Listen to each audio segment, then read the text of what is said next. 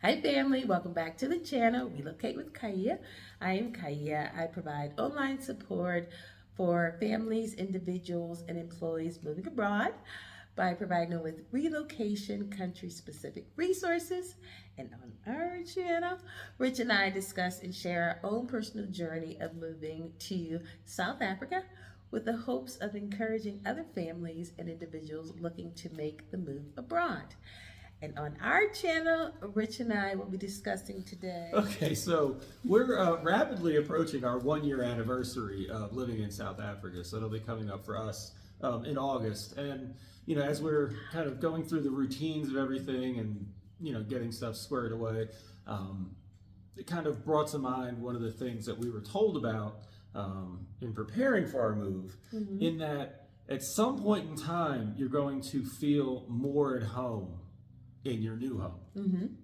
And also, you're going to feel a little disconnected from your old home. So kind of what do you do with that feeling of, oh, I'm more connected to the new place, but I'm not really connected? You'll always be somewhat of an outsider because of our history, background, and having grown up and been informed by everything that went on in the States, living here. And then, but what do you do with that feeling? Like when you go back to the States, it's kind of like, stuff may have moved on without you, and it's not really quite the same that you remember. So you're kind of in this in-between space. And just, with the whole anniversary of us being here, feeling more at home here.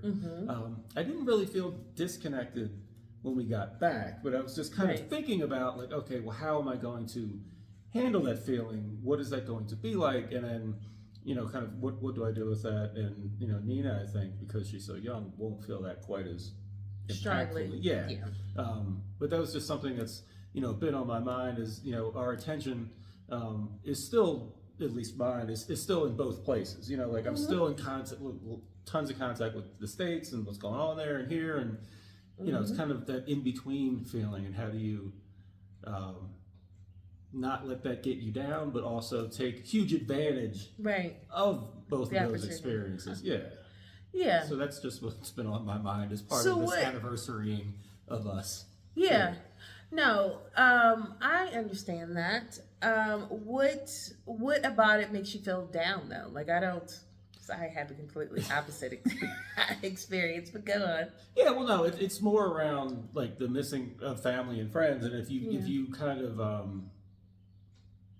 leave that like freeze framed in your mind, like, oh, it's going to be the same when I get back. It's like people change, people move on, things change. Yeah. So like, what do you do with that feeling? Like, I was looking for this, and this might not be there anymore. Like that time or that window of time or those experiences might not be the same anymore, because people are living different lives and having different experiences, and our experiences are then informing how we view things. So no, we were told and warned is a strong word, but they're like, we were told like, hey, you're going to have a different experience than other folks, and you have to be prepared to be in that space of difference rather than being with everyone that stayed. And I think I think for me, because I throughout my life have been very transient, or formative years I should say, moved around a lot. I don't find myself being attached to places. People, of course, yes, but places, not so much. So I think when I went back, I didn't have any expectations, honestly. Like, I felt like we just plopped ourselves right back into other people's lives. Like, I didn't expect for them to be honestly doing anything different, because it hadn't even been a year. Right, it hasn't been that long, and it feels like we've experienced so much. So that I think is different. And obviously we experienced something completely different because we're in a different country. But I just feel like what I did find myself doing is just comparing, how little we did when we lived in America. Like we literally, we were definitely weekend warriors, which is kind of what we are here. But I really do feel like there's so much more to do that is kid friendly, that's accessible. Like we don't have to drive sometimes we drive at least 40, 45 minutes away, but it doesn't. It just feels like there's more to do. And I noticed that when we went back, there wasn't. And I also, it made me remember how little we did when we were back in the States. But as far as like, home feeling like home, I really, when I kind of, I always take it back to the summer of 2020, when I realized that I kind of, wanted to leave America in the rear view, that's kind of, so for me, I just don't feel that attachment or connection, obviously to people, but not to the place. So when I went back, there was definitely was no longing. And there wasn't any, there was no, it just felt like, I don't need at home, I guess, but I don't feel drawn to it or pulled back to it. It's, coming up on a year. Well, I'm trying to think of the better way to describe the feeling of like you're remembering something a certain way, okay, but that no longer exists anymore. So during the pandemic, on our block, like we were actually very lucky to have like a whole group of, I don't know, 6, 7 other families.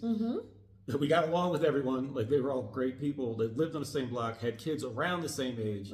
So you would just go out like to the back alley and all the kids would play and you just, hang out. Right. And the feeling when one family moved away, right, and another moved away, right, and another moved away, you'd go out to that back alley, right, at least for me, remembering what that was when there was so much energy, so many right, people there, right, and it was empty. Right.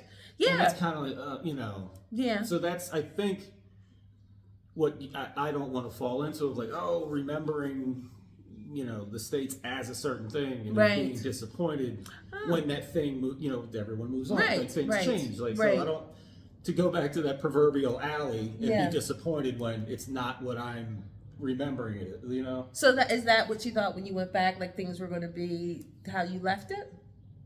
It's been such a short window of time. Essentially, they were. Yeah. But, the cautionary part of this is like, hey, as the years progress, gotcha. That things are going to move farther and farther apart. Like, and you can't. No, I guess the other side of that is like appreciate what you have when you have it. Appreciate where you are. Yes, live in the moment. The experiences, Yes. Because you always look back, well, that was a great time. Right. Like, or I wish I would have took advantage or appreciated or been more present. Yeah. Yeah. No, I think that, I agree with that. But I do have to say, there really is no, there isn't, coming up on a year, there isn't, for me, and this could change, like this definitely could change, because when we moved to San Diego, I'm never moving again. Right, exactly. 5 years later, exactly. No, that's so true. When we moved to California, I'm like, Rich, this is my happy place. It gets no better than this, like all those things. And then when it came time for us to buy a house and, wanted to start a family, well, I don't think this is, like this, it didn't feel like it was conducive to that. One, the cost of living in California was outrageous. So owning a home was, you had to live out in the middle of nowhere. And this was at the time where like every 2 months it was just going up and up and up and up and up and up. Yeah. And so like, we can do this. So like, that was so long ago. Like you can't afford it now. And right. Yeah. Like, so friends of ours in California, quick aside, like some of them, would get a condo, essentially a flat, an apartment, 1 or 2 bedroom, pay too much for it and live there. Other folks we know, they're like, I got a place 90 miles outside of San Diego. Before there was things built in between LA and San Diego, you're just out in the middle of nowhere. Nowhere. It takes Hot over an hour to drive. Yes. Like flying, like so it's just like. But then it was so hot out there too. Hot, yeah. There's no trees. No. Like you're out in the desert. Yes. But like, you want to live in San Diego? Like, right. But is that living in San Diego? Like, no, it is not. No, you're out. Yeah. In the middle of nowhere, and we're like, we don't want to do that either. Yeah. Yeah, so at the time, and we also wanted to be closer to family, and like most of our friends were moving back, because most of the friends we made in California were from back east, from the East Coast. So, and they were starting to leave. You know what that ties into? What? Folks leaving the alley, folks leaving the block. It's not the same. Yes, right. No, that is, yes. Yeah, so, right, so things start to change or feel differently once people started moving back. And Rich and I were like, well, why are we still out here after we got married and realized that, okay, it's time to go. This was fun and cute. But yeah, so. Yeah, and we were not so much in the 9 to 5 world, more restaurants, bartending. Oh, when I had a 9 to things. 5. I did. You did. I Okay, did. okay, You said I did. eventually you did. Right. But Yeah. so it was more restaurants and folks and that.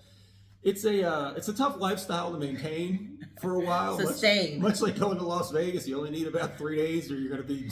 Yes. Yeah. And I forget what the guy said. So the day we were moving, I had to go pick up the moving van. Mm-hmm. Took a cab, and the guy was like, "Oh, obviously, you're not from here, all this kind of stuff." And he said it was like a 5:30 something rule. Yeah. Something about you live there 5 years, you're getting close to 30, and one other piece. And it's like, well, we were like 2 of those. Like, we stayed over 5 years. We were about 30. Yeah, we were close to 30, 28. Yeah. No, so. He hit the nail on the head. This isn't his first trip to U-Haul or whatever. Exactly. Like, he's talked to people. But also, I feel like San Diego is very transient. And I feel like, so that's it, just in a small window of time in talking to people here, I do feel like people, or at least the people we've met, are from other places. So I'm kind of leery of becoming super close with people because 9 times out of 10, they'll have to leave for work or, they may have to leave. Well, they could. I mean, who knows what people, like if they're here for work, their visa status, all that kind of stuff. But the folks we have met, when we were doing the bike thing, and this past weekend, met new friends, friends. But long story short, they're all from somewhere else. Yes. They say we love it here, and then we're not leaving. Like the one guy's been here 13 years. He never wants to go back to his home country. 13 years. It was next. I'm not using. Okay, it. wait. He was next to me. Oh, 13 years. Yeah. Okay, and that's right because they were from. Yes, they were from Belgium. But long and short, it's like, I don't want. I'm not interested in going back. I love it here. So that's different. Right. So I think people come here, love it here, try to stay here. Right, and I guess it's true too because we didn't have kids, so it was easy. San Diego was easy to pick up and leave. It was very like 9 out of 10 folks are from somewhere else. Yeah, and they go there, party a little bit. I guess try to some folks transition to LA. Yeah. But So. Yeah. So I mean, I in my heart don't feel the tug of moving back to the States. And honestly, I don't think if we were to go somewhere else, it would not be back to America or just be somewhere. Like it wouldn't be back to America because I personally feel like that's that doesn't necessarily feel like home to me. But again, I don't connect with places. It's usually with people. It's with people, so not necessarily locations. So coming up on a year, it's definitely there are things that I remember fondly, of course, but nothing. There isn't. I'm not expecting, or am I just wanting or have a desire to remember, I kind of left things where they are back home and not necessarily expect anything when we go back to visit. Yeah, but it's just like the challenges or the opportunities of living, abroad change as you go along. So that's being in that in between space. The new place is more like home. The old place is maybe a little less like home, and being comfortable and recognizing that there will be an in between, and you are in between. I think it's something that. If you are considering moving, just know that that's something that you're going to have to work through at some point, in the journey. Yes, no, that's it. And as Rich and I, view things, have different experiences, but that I think completely makes sense. And I think also what I discovered this past weekend, because we try to do so many new and different things. I think this weekend was like the first weekend that it felt like, oh no, we live here. Like we weren't, like we were just hanging out with people from Yeah. here and that live here. Yeah. And it felt like, oh, this is kind of what we would do if we weren't, out trying to be adventurous and discover new things. We would just meet people, that have kids, hang out, and then that'll be our Yeah, weekend. a little play date. And call it Yeah, that. right. Yeah. So this was like the first weekend I was like, oh no, like this is what people do that, aren't, that's just what, not normal people, but people that aren't actively. A normal day. Right, That's it. exactly. Like people that aren't actively trying to discover Johannesburg or South Africa. Oh, this is what y'all do. Y'all just, you don't try to do too much. So that, so this weekend was like, oh no, we are settled. Cause this is what people do. So, yeah. Yeah. So, quick aside, unrelated to what we've been talking about. So, we've got two chairs here that are very close together, and we were trying to figure out placement, and the subject of the armrest came up, and I was like, "You're not treating this like the middle seat, like you're breaking that code." And what code is that? The code is the person at the aisle gets the leg room. That's their bonus. Okay. The person at the window gets the window. That's their bonus. Okay. The person in the middle has the worst seat, but their only compensation for that should be the availability of both armrests. Okay. Now, not everyone adheres to that because you have window seat and aisle seat folks taking both. It's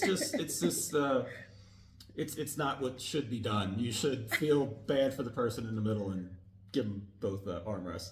But that just came to mind when Ty was fighting me for this melded armrest we have here. I literally had no idea where he was going with this story. I do not. My chair is just a little hot. None of this matters. So, do you agree with the plain rules or no? If I'm in the Because middle. when we're together, you never adhere. Right, well, no, because usually the armrest is up, so there's no conversation. But no. Jesus. Middle seat gets two armrests.